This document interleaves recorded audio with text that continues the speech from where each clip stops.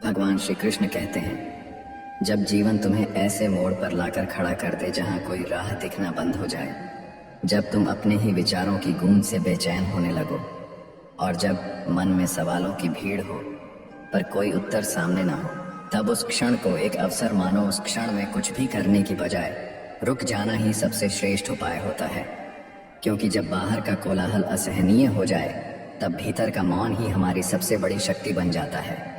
मित्रों, भगवान श्री कृष्ण कहते हैं, हे अर्जुन, हर उत्तर शब्दों में नहीं मिलता।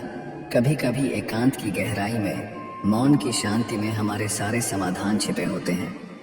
जब तुम थक जाओ, जब तुम्हारा आत्मबल डगमगाने लगे, जब लगने लगे कि कोई मार्ग नहीं बचा, तब भागो नहीं, टूटो नहीं, केवल मुझसे जुड़ जाओ। उस क्षण जब धुंध छा जाए और कुछ भी स्पष्ट ना हो, तब मेरी ओर देखो।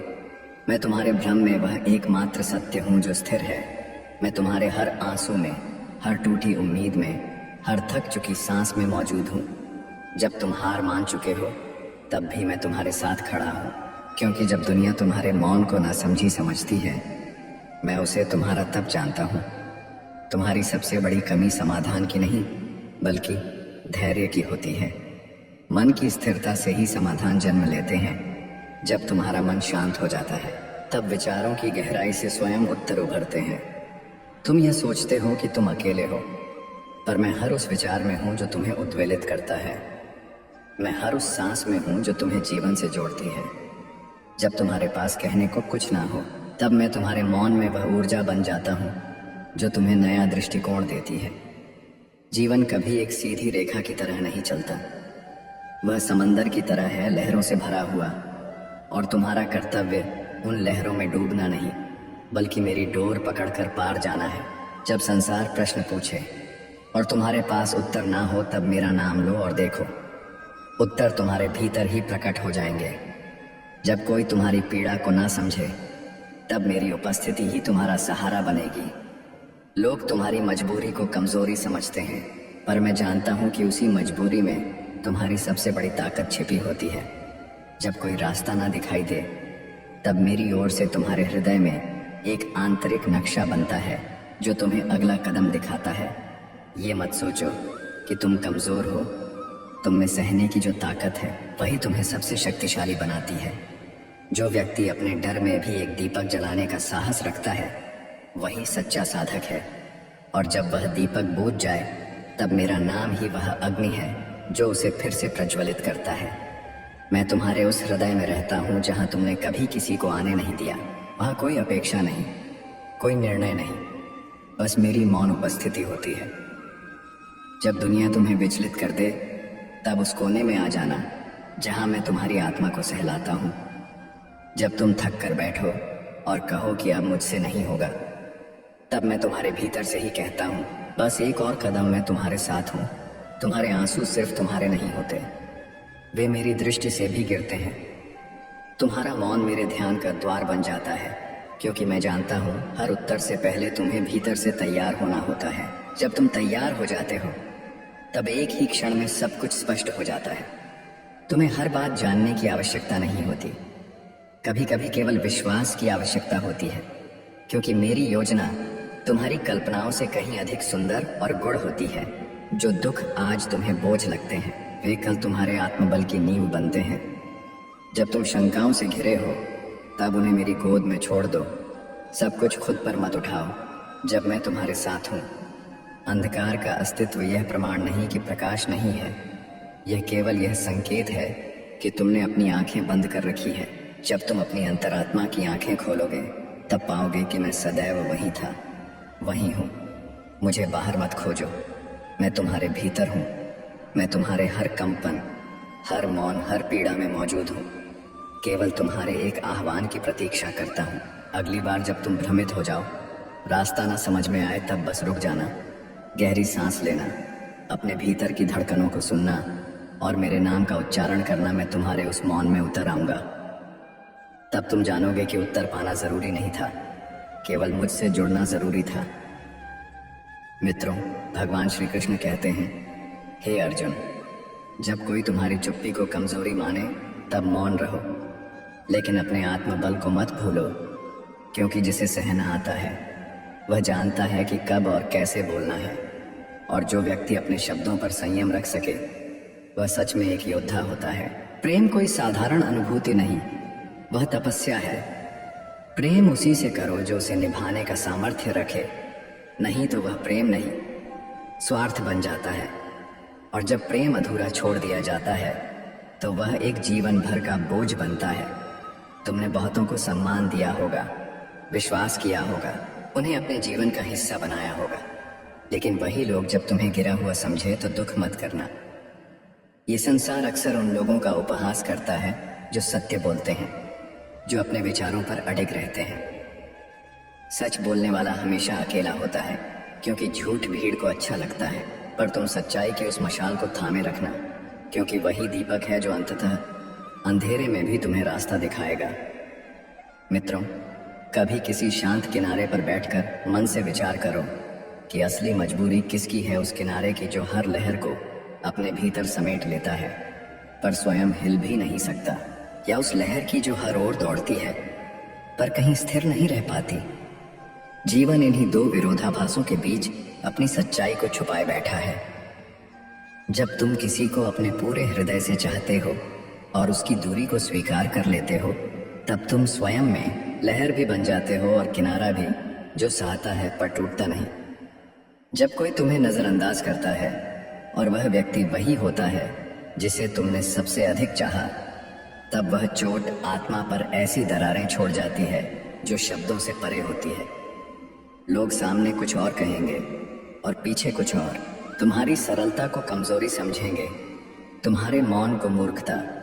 लेकिन मित्रों, भगवान श्री कृष्ण कहते हैं, हे अर्जुन, जिनके मन में छल होता है वे केवल भ्रम फैलाते हैं, सच्चाई से डरते हैं। इसलिए तुम्हें डरना नहीं है, बल्कि उनसे सीख कर आगे बढ़ना है।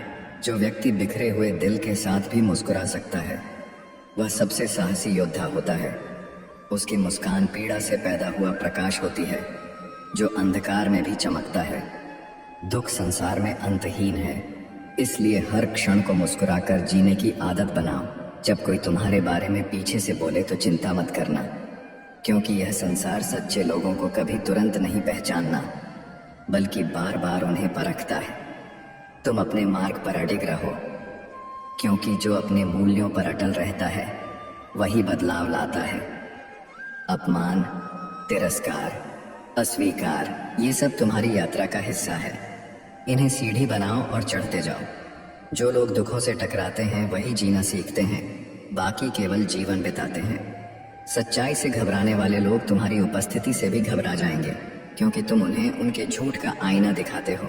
इसलिए जब सब कुछ उलझा हुआ लगे, अपनों का व्यवहार अजनबी लगे और संसार से अनकही दूरी महसूस हो, तब एक बार अपने भीतर झांको। देखो कि तुम अपने साथ खड़े हो या नहीं, क्योंकि जब तुम अपने साथ हो जाते हो तब संपूर्ण सृष्टि तुम्हारे पीछे खड़ी हो जाती है।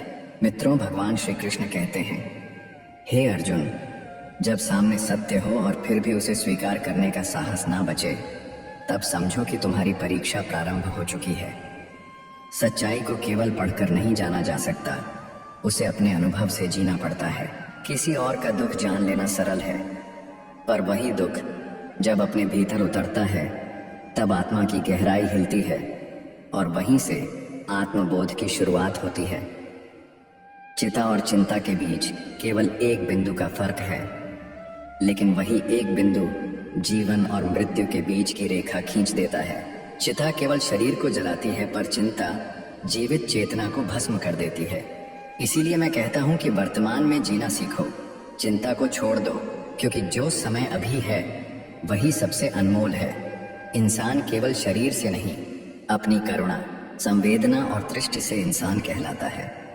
जब तुम किसी की पीड़ा को अपनी पीड़ा समझो, तभी तुम वास्तव में मनुष्य हो।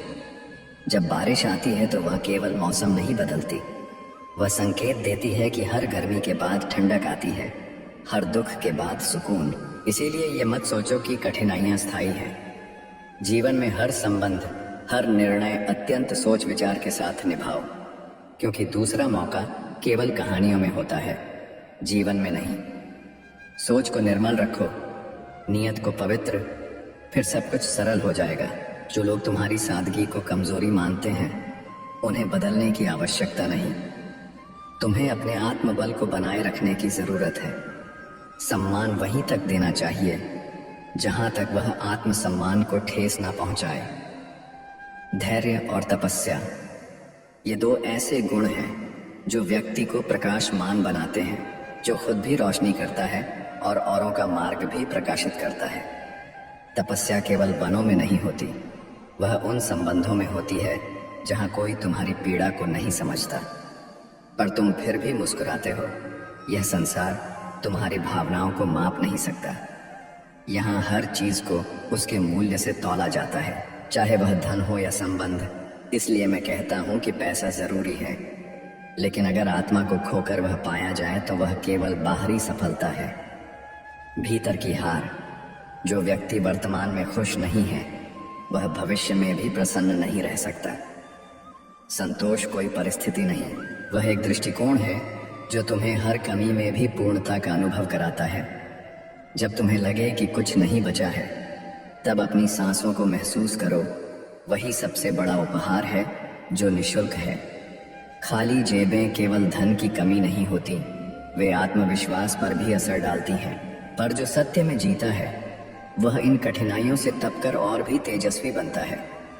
जब मन कहे कि अब नहीं हो सकता, तब वही क्षण होता है जब तुम्हें मेरी ओर देखना चाहिए, क्योंकि मन की थकान के आगे आत्मा को जागृत करना पड़ता है। अपनी कीमत इस संसार से मत पूछो, तुम्हारा मूल्य तुम स्वयं हो। और जब वह आत्मज्ञान मेरे ध्यान से जुड़ता है, तब तुम अविनाशी बन जाते हो। जो तुम्हारे सच्चे विचारों से डरते हैं वह वास्तव में तुम्हारी ऊंचाई से भयभीत होते हैं। इसलिए अकेले चलने से मत डरना। श्री कृष्ण कहते हैं कि मौन तब तक महान है जब तक वह तुम्हारी गरिमा की रक्षा करता है, पर जब अन्याय तुम्हारी आत्मा को चीरने लगे, तब मौन तोड़ना भी एक तपस्या है। अन्याय के विरुद्ध उठी आवाज वह ज्वाला होती है जो सत्य को जीवित रखती है, जो अन्याय को समूल नष्ट करती है और जो उन लोगों के लिए आशा बन जाती है जो डर के साए में जीते हैं। ये दुनिया तुम्हारी आत्मा के उतार चढ़ाव को नहीं समझती, पर तुम्हारा हृदय जानता है कि कब शांत रहना है और कब गर्जना करनी है। इसलिए जीवन में जब कोई स्थिति तुम्हारी चेतना को झकझोर दे, तब अपने भीतर के उस प्रकाश को जगाओ जो तुम्हें सत्य, साहस और करुणा से राह दिखाने की शक्ति रखती है। मित्रों, तुम्हारा मौन तब तक श्रेष्ठ है जब तक वह सत्य के सामने दीवार ना बन जाए, क्योंकि जब सत्य स्पष्ट हो और फिर भी तुम चुप रहो तो वह मौन तुम्हारी कमजोरी बन जाता है। जब कोई तुम्हारे सामने झूठ का मुखौटा पहनकर अभिनय करे और तुम्हें सच्चाई पहले ही जात हो, तब तुम्हारा शांत मुस्कान ही वह हथियार बन जाती है जो शोर मचाए बिना उनके छल को उजागर कर देती है। जीवन में ऐसे कई लोग मिलेंगे जो आगे बढ़ जाते हैं और तुम्हारे दिल में बिन बोले खालीपन छोड़ जाते हैं, पर यह जान लो कि जो तुम्हें छोड़ गया वह केवल यह दिखा गया कि वह तुम्हारे साथ की गहराई को समझने योग्य ही नहीं था। यदि कभी किसी अपने के व्यवहार में अचानक